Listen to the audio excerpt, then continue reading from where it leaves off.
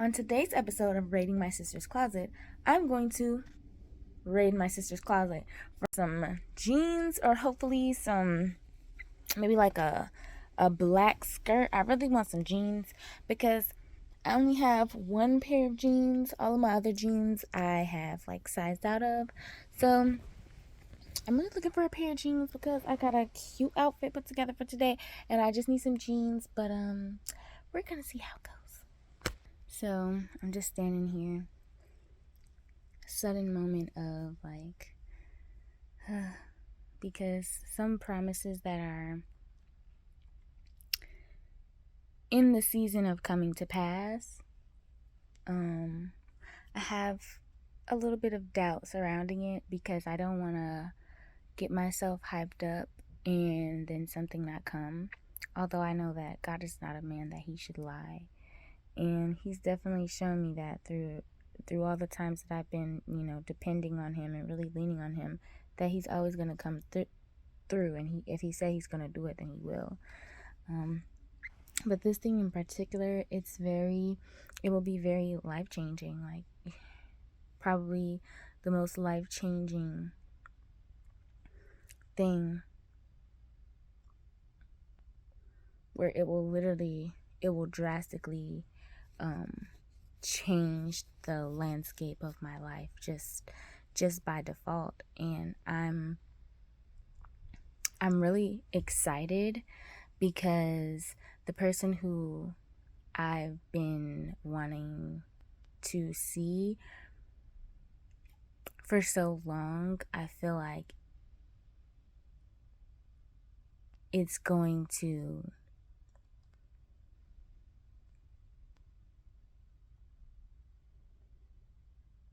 I've been wanting to see them for so long, and it's just going to be a very sobering and surreal moment as well, because when I see them,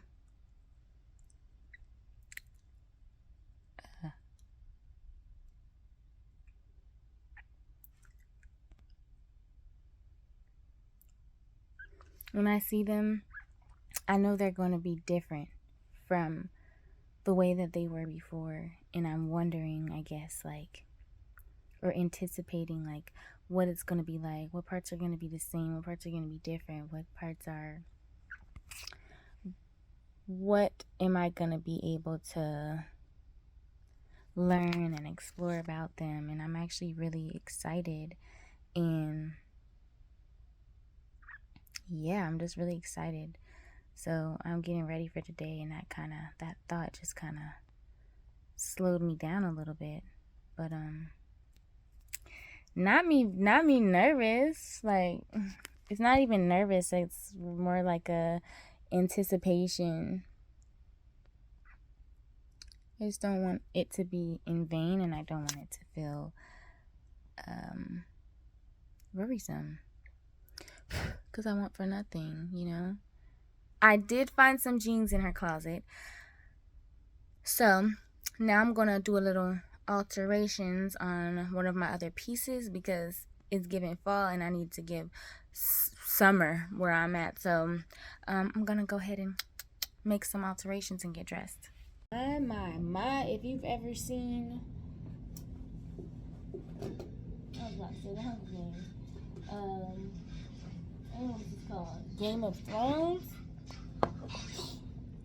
the guy who kidnapped and held Theon hostage, he's a savage man.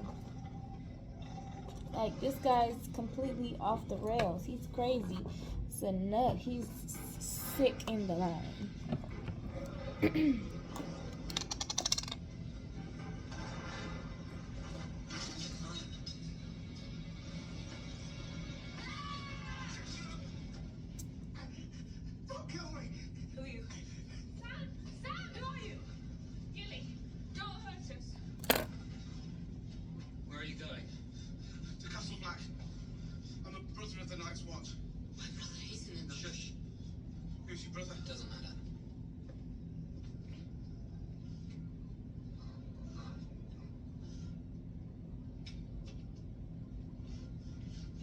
John's brother. The one who fell from the window. No, I'm not. I've been round ghost enough to know a direwolf when I see one. And I've heard all about Hodor. Hodor? I'd be dead if it wasn't for John. If you're his brother, you're my brother too, and anything I can do to help you, I will. Take us north of the wall.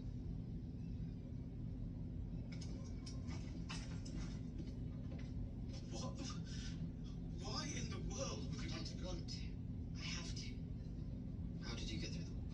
Does the well lead to an underground river? Is that how you came here? come with us?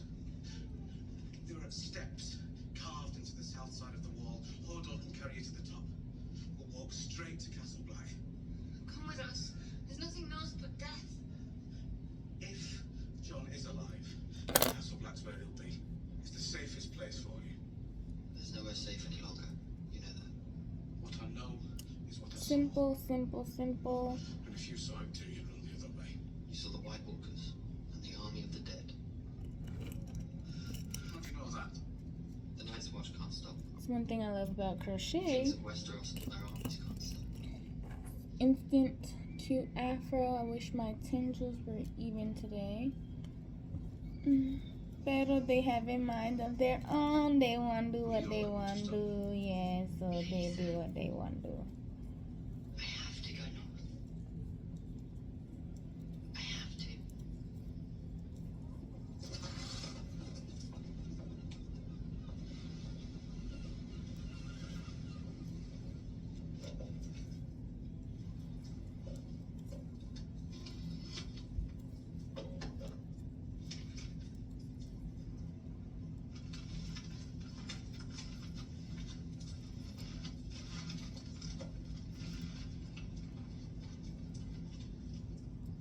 Balon Greyjoy, Lord of the Iron Islands and Invader of the North. I give you until the full moon to order all ironborn scum out of the North and back to those shit-stained rocks you call home. On the first night of the full moon, I will hunt down every islander still in our lands and flay them living. The way I flayed the 20 ironborn scum I found at Winterfell. In the box, you'll find a special gift. Theon's favorite toy. He cried when I took it away from him.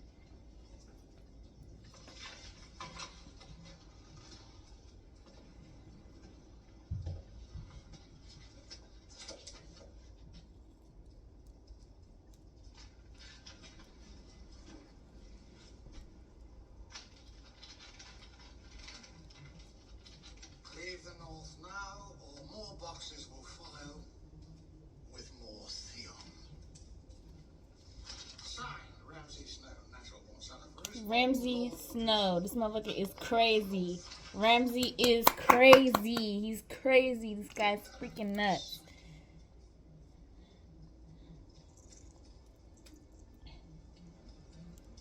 Theon So yeah, I disobeyed did my find orders. The boy's a fool. some jeans. Like I said, that fit. I'm about to show y'all the whole outfit. I will not give up the lands I have I seen. did my alterations on my jacket.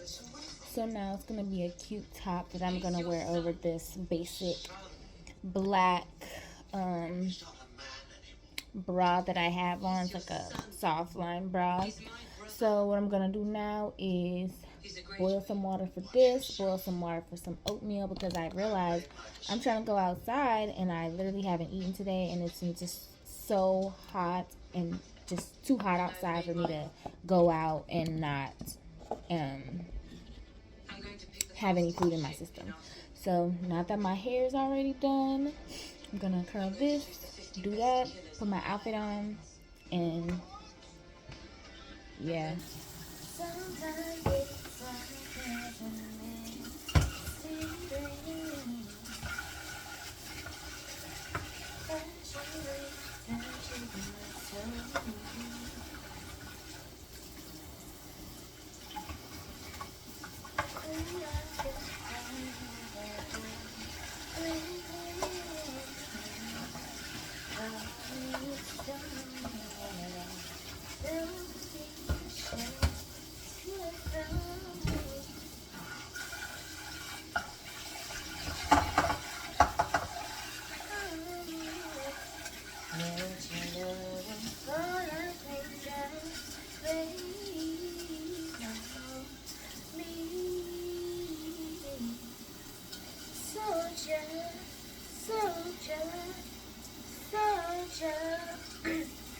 soldiers rain on me. Let your love it fall like raindrops rain, rain on me. Oh, sometimes it's soft as a misty rain that gently touches my skin. And so maybe it didn't turn out exactly as you wanted it to. It's okay. That person ended up not being who they said they were going to be, who you thought they were. That's okay. You might not be where you ideally thought you were going to be in your career or in your life, and that's okay. It's okay. When you accept things for what they are, rather than trying to force or impose your own will into circumstances, it allows you the opportunity to deal with the situation and the potential pain sooner and redirect your energy and redirect your efforts towards something that is going to serve you. Because ultimately, whatever's not for you is not going to be for you. It's never going to sustain itself in your life for a long time because it wasn't meant to last. You don't provide an environment for that person or for that thing or for that opportunity to blossom. And that is absolutely fine, because for every situation that you're not fit for, or every person that is not playing a part in your life, it offers an opportunity for another person, or for another opportunity in your career, or for another area of growth within yourself. There's always another opportunity. There's always something else to look forward to. As human beings, we hate change. Just generally, we're creatures of habit. So it's understandable that a situation that you lent so much time to is frustrating to let go. Personally, I've been in situations where I've lent years of my time, and at the end of it, or when I'm talking about other situations towards people where time is a big factor, they're like, well, why don't you just leave? Because when you're so connected to time, you feel like you've given too much to let all that time go to waste. But is time your only resource? Is time the only thing that you have sowed? And if time is not the only thing that you've sowed, so it should not be the only thing that you're reaping. And now I've gotten to a place in my life where even after a week, I have the discernment to where I only need a week to see, okay, this is not serving the purpose that I thought it was going to, or this is not the situation for me. I need to remove myself right now. And I don't have those second thoughts or those doubts, because I have been in situations where I lent more time, and I can track it back to the first month or the first week or the whatever encounter that we had, where I knew it wasn't going to work, or I knew this person had ulterior motives, or I knew this wasn't going to work out for me in the long run.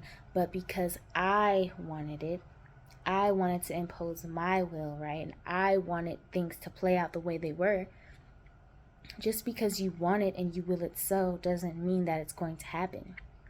If I'm saying that the sky is yellow and I want it to be yellow, every day that I walk outside, that ain't going to make the sky turn a different color.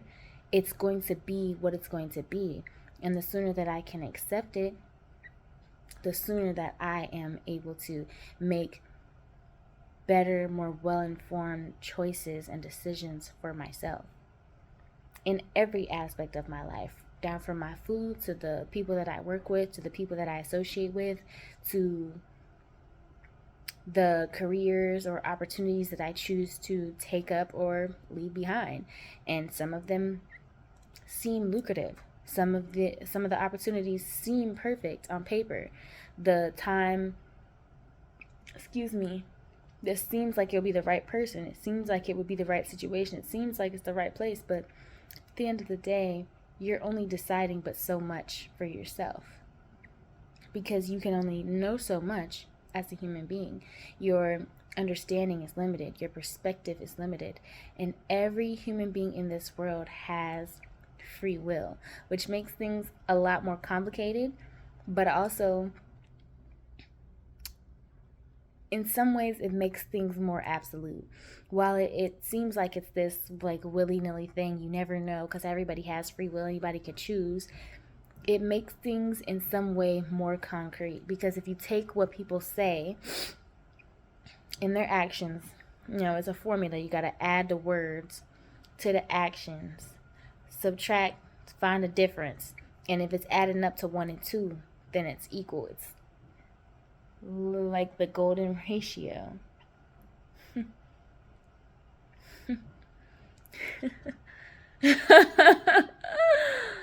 Wow, that's a whole nother word that just clicked for me with something else. Wow, that's incredible. Wow.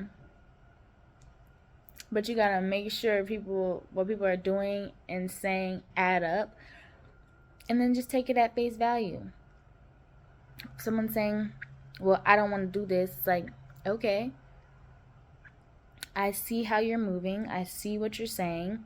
And based off of the guideline that I know that I have for my life and the things that I know that I need to be doing and the places and the people that I need to be aligned with, you are not somebody that I can continue to be in relation with. Or you're not somebody that I can continue to pour into in the ways that I'm pouring into now. Because one day your cup is going to be empty. And I feel like I'm rambling at this point. I feel like I started out with the point and something to talk about, but after a while, the Holy Spirit was taking over me, and I'm saying things that I don't even know that I'm saying. So I'm going to leave it at that for right now, and hopefully the message is not too far lost. Tonight and I'll locate you, baby. Give you time to get sexy. Hit my line when you're ready. You too fine to be petty if you ain't mine. If you call, I pull up in the A for you, babe.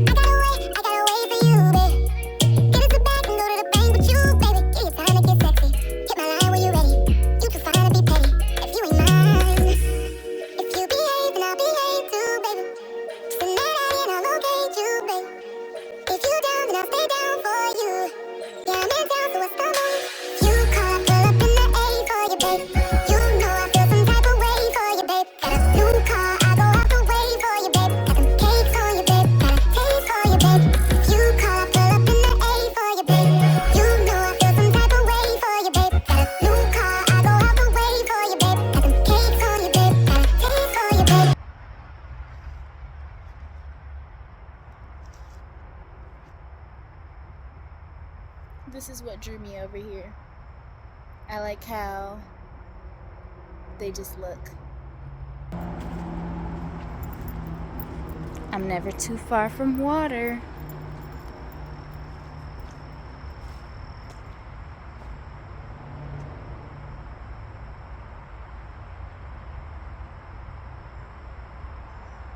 These insects are truly amazing. I wish you could even see them in the way that I'm seeing them on the camera. This is what inspires my design. The way that insects look. the way that nature grows by itself. And that's also what inspires me to continue keeping on this journey of faith. Is because isn't it so awesome that things are just created like this? That I get to walk outside and there's this beautiful body of water surrounded by these extraordinary looking insects, creatures. And I didn't make them that way. I don't even know what they're doing. But they know exactly what they're doing. And their coloring has a specific purpose. Their delegation to their habitat has a specific purpose. I think that's awesome. It's something that's beyond me, that's bigger than me. That all the science in the world you could answer but so many questions before you just sit back in awe of how amazing God truly made this earth and in turn each of us. There's no way, there's no way that a whole chameleon can change its color. It was designed with skin that can camouflage, that can literally change to camouflage into its habitat as a mechanism to protect itself or hunt, etc. There's no way that a chameleon was designed with so much purpose, but man, woman, for y'all that need it to be broken down,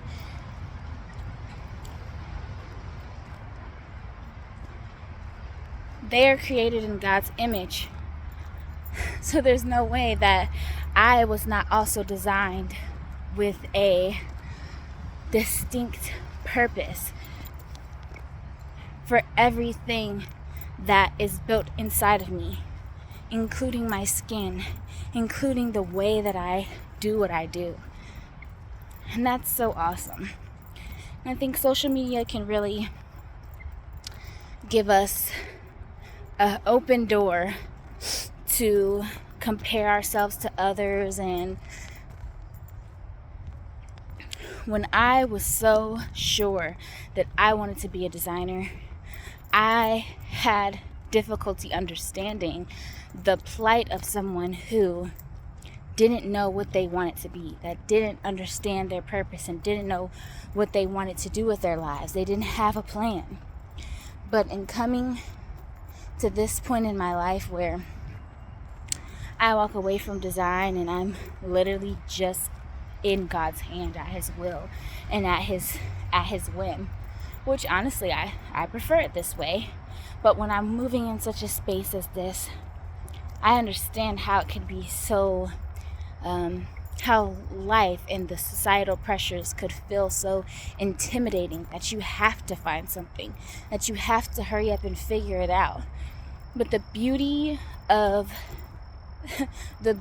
not knowing is having the opportunity to figure it out, is having the opportunity to explore something new and to feel yourself guided. And the more that I'm doing things that I just like, I just want to go out and do this today. Like even with the vlogs, and I hope that the way that I'm adding my creativity and artistry to them, I'm speaking this before I've even edited it, but I already have it blocked out in my mind of how I'm going to do it and why I'm recording everything.